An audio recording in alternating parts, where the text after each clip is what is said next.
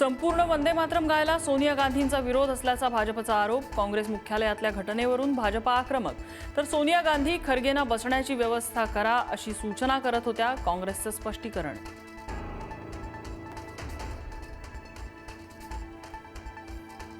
बंदुका घेऊन दशकांपासून भारताला त्रास देणारा नक्षलवाद संपवला, नरेंद्र मोदींची माहिती। आता दिमागी नक्षल संपवण्याचं लक्ष्य असल्याचं मोदींकडून स्पष्ट।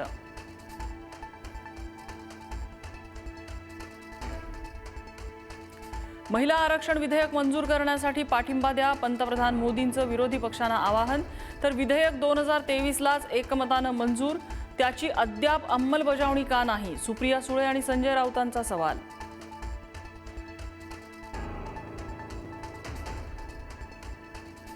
महायुतीच्या नेत्यांशी जवळीक वाढली अशी चर्चा। मंत्रालयातील ध्वजारोहण कार्यक्रमाला मिलिंद नार्वेकरांची हजेरी। नार्वेकर यांची जवळीक की उद्धव ठाकरे यांची ट्रॅक टू डिप्लोमसी अशी चर्चा।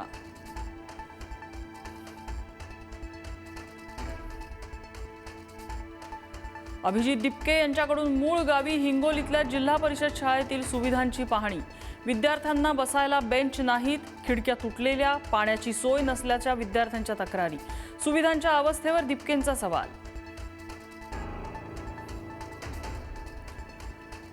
माझ्यावर आधीच खूप कलम लागलीये, तुला बघून घेईन, शिवसेना आमदार शरद सोनवणेंची पत्रकाराला धमकी।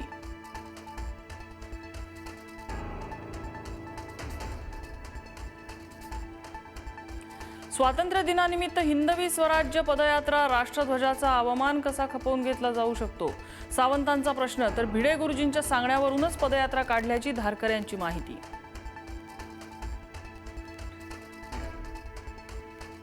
मनोज जरांगे गॅलेक्सी रुग्णालयात दाखल, पश्चिम महाराष्ट्र दौऱ्यावरून परतताच जरांगेंची तब्येत बिघडली।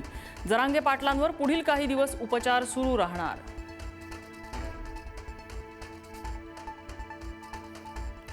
मोहालीत कैद्यांच्या सुटकेसाठी आंदोलन, पोलीस आणि आंदोलकांमध्ये राडा। कायदा सुव्यवस्था राखण्यासाठी प्रशासनाकडून अश्रुधूर आणि पाण्याचा मारा।